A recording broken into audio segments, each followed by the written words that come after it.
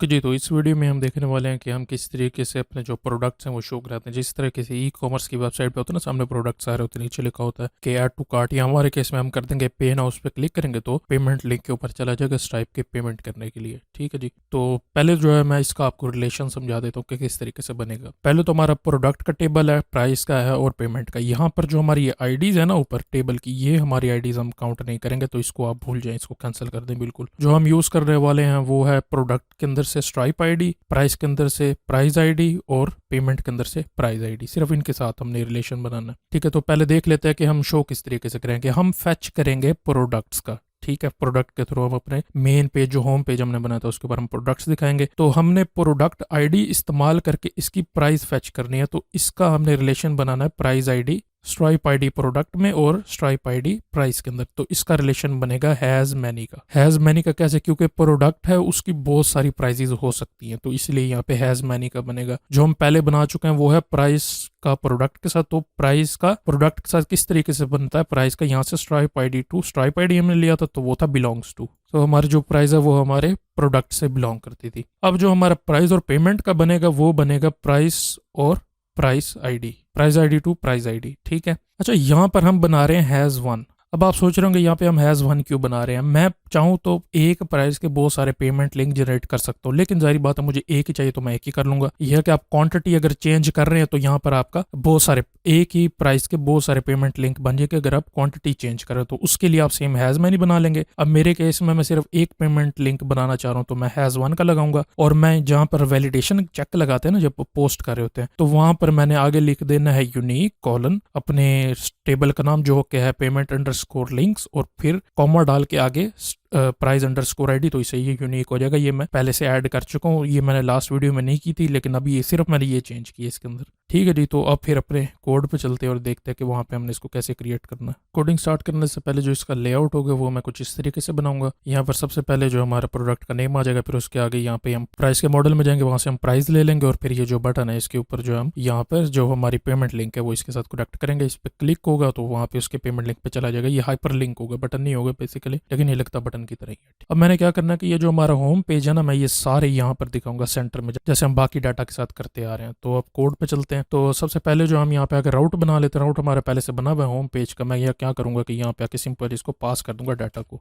कैसे? यहाँ पे प्रोडक्ट्स, यहाँ पे प्रोडक्ट का मॉडल आ जाएगा, और यहाँ पे अच्छा यहाँ पर फिलहाल मैंने गेट लिख दिया, लेकिन अभी हम रिलेशन बनाने लगे। तो रिलेशन कैसे बनेंगे? पहले मैं जाऊंगा प्रोडक्ट के मॉडल के ऊपर, यहाँ पे प्रोडक्ट के मॉडल पे आ जाऊंगा। अब मैंने जो चीज़ आपको सबसे पहले दिखाई है वो हमारा है हैज मैनी। तो यहाँ पे मैं फंक्शन बनाऊंगा, पब्लिक फंक्शन प्राइसिस, जो भी आप प्राइजेस नाम जो भी रखना चाहे आप यहाँ पे रख सकते हैं, लेकिन मैं ये रखूंगा प्राइजेस वाला, क्योंकि मैं प्राइस ले रहा हूँ, इसे याद करने में आसानी होती है। तो रिटर्न दिस हैज मैनी, फिर यहाँ पे आ जाएगा प्राइस, और यहाँ पे क्लास।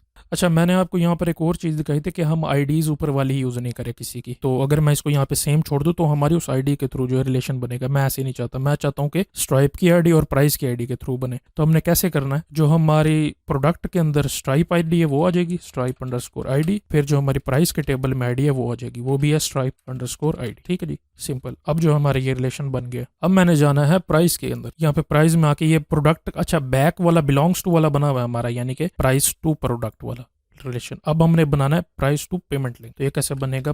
Public function payment. ठीक है, यहाँ पर आके करेंगे return same this has one. यहाँ पे हम कर देंगे पेमेंट लिंक, मॉडल ये यहाँ पे क्लास। अच्छा, जो हमारी प्राइस के अंदर है वो है प्राइस अंडरस्कोर आईडी, और जो पेमेंट लिंक में वो भी है प्राइस अंडरस्कोर आईडी। तो यहाँ से इसके रिलेशन जो आपस में बन जाएगा। अब हम चलते हैं यहाँ पे अपने गेट के अंदर, और यहाँ पे मैंने इसको करना है, अच्छा मैं लेटेस्ट पहले लूंगा, यानी कि जो भी मैंने अपलोड किया पहले वो वाला आएगा। ठीक है, तो यहाँ पे लेटेस्ट आ गया। यहाँ पे हम कर देते हैं विद हमारा जो है इसे क्यूरीज जो हम लगाते हैं ना अपने डाटाबेस के साथ, उनका नंबर कम हो जाता है और हमारा सिस्टम फास्ट हो जाता है। तो विद, तो प्रोडक्ट के अंदर हमने क्या रखा हुआ है यहाँ पे प्राइजेस, तो हम ये वाला ले लेंगे, यहाँ पे प्राइस कर देंगे सिंपल, और बाकी आगे गेट सेम रहने देंगे। ये हमारा जो रिलेशन कंप्लीट हो चुका है। अब हमने जो है इसको सिंपल शो कराना है अपने व्यू के ऊपर। यहाँ व्यूज में आएंगे, होम के अंदर आएंगे, यहाँ पे मैं इसको नीचे क्रिएट करूंगा करूंगा तो यहाँ पे कैसे करना है, पहले मैंने लगाना है इफ कंडीशन बाद में मैं लगा दूंगा, लेकिन फिलहाल आपको लूप लगा के दिखा दूंगा। इफ कंडीशन से होता है कि खाली है या नहीं, अगर खाली है डाटाबेस तो दिखा देगा नो प्रोडक्ट एग्जिस्ट, अगर खाली नहीं है तो दिखा देगा कि प्रोडक्ट एग्जिस्ट, सारे प्रोडक्ट यहाँ पे आ जाएंगे। तो मैं डायरेक्ट फॉर ईच लूप लगा देता हूँ। यहाँ पे पहले जो सी चीज हमने लेनी है वो तो हमारा प्रोडक्ट का नेम, ठीक है। तो ये सिंपल यहाँ पे पहले जो हमने यहाँ पे हमने नाम रखा प्रोडक्ट्स का, ये आ जाएगा और इसके अंदर से आइटम, ठीक है जी, ये आ जाएगी। अब मैं ना इसको आपको करके दिखा देता हूँ एक दफ़ा। यहाँ पे मैं कर लेता हूँ H2 आइटम और यहाँ पे नेम, इसको सेव कर देता हूँ मैं। यहाँ पे आके इसको ओपन करके दिखाता हूँ। ये देखें जो हमारे प्रोडक्ट्स थे वो यहाँ पे आ चुके हैं। अब मैंने ये करना है कि इनके अंदर से मैंने निकालनी है प्राइस। तो प्राइस कैसे निकालूंगा, अब क्योंकि मैंने यहाँ प्रोडक्ट्स के अंदर ना प्राइजेस का ये बना दिया है, तो यहाँ पर रिलेशन किस तरीके से बनेगा, इसी को मैं नीचे कॉपी कर देता हूँ। यहाँ पे कर देता हूँ प्राइस, जो हमारे फंक्शन का नेम है ये वाला, ठीक है, प्राइसेस, और इसके आगे हम लगाएंगे एक और एरो। अब यहाँ पर हमने नाम देना जो प्राइस के अंदर कॉलम है वो है प्राइस का, यानी कि हमारी जो कीमत है असल वो आएगी। तो यहाँ पे प्राइस लिख देंगे, सेव करेंगे इसको। यहाँ पे मैं आपको दिखाता हूँ प्राइसेस डज नॉट एग्जिस्ट। इसने ना अब यहाँ पे दिखाया कि प्राइजेस कलेक्शन में एग्जिस्ट नहीं करता। क्यों नहीं करता, क्योंकि जो हमारी प्राइजेस है ये भी एक अरे के किस्म की है, तो हमें यहाँ पर सेम लूप लगाना पड़ेगा। इसको मैं यहाँ से कट कर लेता हूँ। यहाँ पे एक और फॉर ईच लूप लगाएंगे हम। फॉर ईच लूप लगा के इसके अंदर जो हमने ये कट किया इसको यहाँ पे पेस्ट कर देता हूँ और इसको यहाँ से खत्म कर देंगे। यहाँ पे हम ले लेंगे प्राइसेस को और यहाँ पे हम कर लेंगे प्राइस अंडरस्कोर आइटम। अब जितना भी डाटा वो प्राइस अंडरस्कोर आइटम में आ जाएगा। जैसे यहाँ पे प्रोडक्ट से आइटम के अंदर आया तो यहाँ पे आइटम और नेम। अब इसके अंदर प्राइजेस में जो आएगा तो वो प्राइजेस आइटम के अंदर आ जाएगा। यहाँ पे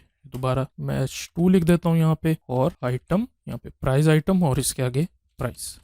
सिंपल सेव कर देते हैं इसको। यहाँ पे आके चेक करें तो ये देखें 65.35 हमारी जो प्राइस है वो आ चुकी है यहाँ पे। अच्छा हम प्राइजेस के डाटाबेस में है ना, यहाँ पे तो ये देगा सिर्फ एक प्राइस एग्जिस्ट करते हैं, तो इसलिए वहाँ सिर्फ एक शो हुई है। अब मैं क्या करता हूँ कि यहाँ पे जाता हूँ प्राइस के यहाँ पे जाता हूँ और यहाँ पे आके एक और प्राइस ऐड कर देता हूँ मैं। किसके लिए, यहाँ पे प्रोडक्ट भी एक दफ़ा देख लेते हैं, RTX 4070 Ti के लिए, ठीक है। यहाँ पे प्राइस में कर देता हूँ 45 यूरो, USD कर लेते हैं 4070 Ti। क्रिएट, प्राइस क्रिएट हो चुकी है। वापस आएंगे तो यहाँ देखेंगे कि ये देखें दूसरी प्राइस भी यहाँ पे आ गई हमारी, ठीक है जी। अब तो किस तरीके से इसको करना है, अब हमने इसको इस तरीके से करना है कि हम इसके साथ ये प्राइस भी लेंगे। तो मैं इसको यहाँ से कट करके इसके साथ यहाँ पे अंदर लिख देता हूँ। तो अब क्या होगा कि ये दोनों आया करेंगे। यहाँ पे आके चेक करें तो ये देखें RTX 70 और यहाँ पे ये नाम लिखा आ गया। अब जिस प्रोडक्ट की प्राइस नहीं थी वो यहाँ पे शो ही नहीं होगा, क्योंकि यहाँ पर हमने ऊपर लूप के साथ इसको नहीं लिखा। तो अब जिस प्राइस की हमने आईडी यहाँ पे दी हुई है तो वो वाली आईडी यहाँ पे शो हो जाएगी, वो वाला प्रोडक्ट यहाँ पे शो होगा। तो इससे हमें ये फायदा होगा कि जिसकी हमने प्राइस नहीं दी हुई वो सामने शो ही नहीं होगा। तो जब उसको प्राइस असाइन करेंगे तो प्रोडक्ट शो हो जाएगा सामने। अब हमने क्या करना है कि इसी प्राइस आइटम से लेनी है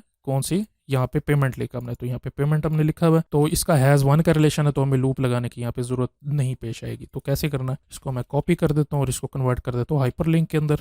यहाँ पे href के अंदर हम यहाँ पे जो है वो लिंक लिखेंगे इसका, क्या जो हम सामने URL पेस्ट किया था वो आइटम कॉपी करके यहाँ पे पेस्ट कर, तो प्राइस की जगह हमने कर देना है यहाँ पे पेमेंट के अंदर से हम लेंगे URL, तो यहाँ पे URL आ जाएगा। और यहाँ पे पेमेंट को कॉपी कर देता हूँ मैं, यहाँ पे प्राइस लिखा रहेगा और यहाँ पे हम शुरू में लिख देते हैं पे।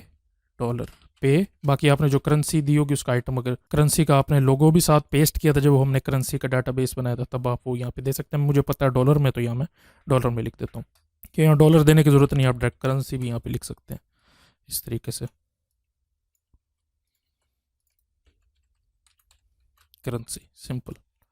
अब आके इसको चेक करते हैं। अच्छा यहाँ पर ये कह रहा है कि URL नल है, क्यों, क्योंकि हमारी सिर्फ एक प्रोडक्ट का यहाँ पे पेमेंट लिंक है। यहाँ पेमेंट लिंक्स पे आएंगे ना अपने डाटाबेस में तो ये देख सकते हैं सिर्फ एक प्रोडक्ट का है। दूसरी प्राइस का रीड करने की कोशिश कर रहा है तो वो नहीं मिल रहा। अब हम क्या कर सकते हैं, यहाँ पर ना सिंपल चेक लगा सकते हैं @if और यहाँ पे एल्स भी हम लिखेंगे, एल्स यहाँ पे पेस्ट कर देते हैं कि अगर ये नल है तो क्या दिखाया कि प्लीज क्रिएट पेमेंट लिंक। यहाँ पे हम ये दिखा देते हैं स्पैन में क्रिएट पेमेंट लिंक, ठीक है। और यहाँ पे हम क्या लिखेंगे कि अगर पेमेंट में जो URL है वो नल है, तो अगर नल है तो दिखा देगा कि पेमेंट लिंक ये है, अगर नहीं है तो आगे पेमेंट लिंक शो करा देगा। वापिस आते हैं तो ये देखें यहाँ पे आखिर वाले का दिखा रहा है कि पेमेंट लिंक क्रिएट करें और यहाँ पे इसने जो है वो प्राइस दिखा दी और ऊपर लिखा रहा है कि ये इसकी प्राइस है पे, वो 95.635 और ऊपर वाले का 35 यहाँ पे लिखा आ गया। ये पे वाला जो है वो लिंक है। अब इसको जो है मैं अरेंज कर देता हूँ। अरेंज किस तरीके से करना है हमने, यहाँ पे इसकी मैं स्टाइलिंग कर देता हूँ। जो हमारी ऊपर वाली प्राइस अब मिटा देते हैं, क्योंकि यहाँ पे हमारे लेआउट के मुताबिक हमें चाहिए यहाँ पे प्रोडक्ट का नेम और फिर आगे हाइपरलिंक जो हमारे यहाँ पे बन गया। कैसे, यहाँ पर नेम आ गया और नीचे अगर हमारा लिंक है तो यहाँ पे ये हाइपरलिंक बन जाएगा। अगर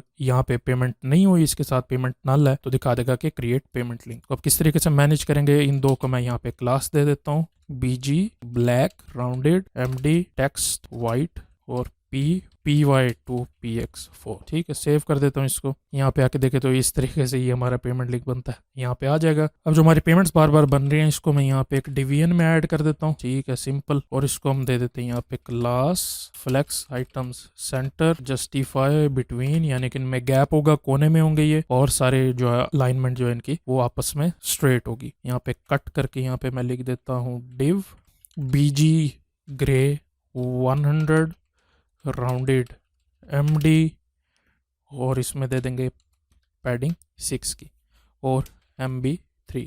ठीक है जी, तो मैंने इसको स्टाइल कर दिया। अभी यहाँ पर जो लिखा होता है कि क्रिएट पेमेंट लिंक, अगर इसका पेमेंट लिंक जनरेटेड नहीं है, अगर इसका है तो यहाँ पे हमारा लिखा जाता है पे 65.35 यूरो। तो मैं इसको अगर न्यू टैब में ओपन करूँ तो यहाँ पे ये पेमेंट मुझे ओपन करके दे देगा कि मैं यहाँ से पे कर सकता हूँ। और अगर मैं दोबारा यहाँ पे प्राइजेज में जाऊँ और यहाँ पे आके एक और प्राइस जनरेट करूँ किसके लिए, किसी और MSI 3070 Ti के लिए, यहाँ मैं इसको कर देता हूँ 60, या हम कर देते हैं 900। करेंसी जो है वो USD में होगी। क्रिएट बैक जाऊँ तो यहाँ पे अब लिखा आ गया कि इसका पेमेंट लिंक हमने जनरेट नहीं किया हुआ, तो अब इसका पेमेंट लिंक जनरेट करते हैं। यहाँ पे पेमेंट लिंक में जाएंगे, पेमेंट लिंक में आके यहाँ पे 900 USD क्वांटिटी जो है वो इसकी 1 हो गई, इसको क्रिएट कर देते हैं। यहाँ पे इसकी पेमेंट लिंक भी क्रिएट हो गया, तो अब यहाँ पे आ गया कि पे 900। और अब MSI 4070 Ti इसका भी जनरेट करना है, क्लिक करेंगे, यहाँ पे प्राइस सेलेक्ट करेंगे, 45 USD हमने दिया था, इसकी क्वांटिटी जो है वो 1 होगी, क्रिएट कर देते हैं। ये भी जनरेट हो गया। वापस बैक आएंगे तो यहाँ पे इसका भी लिखा आ गया कि 45 USD देने हैं। अब मैं इसको पे 900 वाले को ओपन करता हूँ तो यहाँ पे मुझे दिखा देगा कि पे 900 फॉर 1 RTX MSI 3070 Ti। ठीक है जी, तो इस तरीके से करके आप अपनी ई-कॉमर्स की वेबसाइट के ऊपर प्रोडक्ट शो करेंगे। अगर आपने has many, many to many, ये सिंपल से हैं, इसका बस सिर्फ आपने कॉन्सेप्ट याद करना है कि कौन सा प्रोडक्ट किसके पास जा रहा है। आप बैक एंड फोर्थ बना सकते हैं। बिलोंग्स टू का करें तो उल्टा बनेगा रिलेशन, किस तरीके से पेमेंट लिंक टू प्राइस, फिर प्राइस टू प्रोडक्ट। अगर हैज़ मैनी करें या हैज़ वन तो सीधा बनेगा कि प्रोडक्ट से प्राइस, प्राइस से फिर पेमेंट लिंक हमारा जनरेट होगा। इस तरीके से वीडियो का सीखो सारे, इसी तरीके से समझ लें इसको। ठीक है जी, तो इस वीडियो के लिए इतना ज़्यादा। नेक्स्ट में हम इसमें इनवॉइसेस जनरेट करेंगे इसके।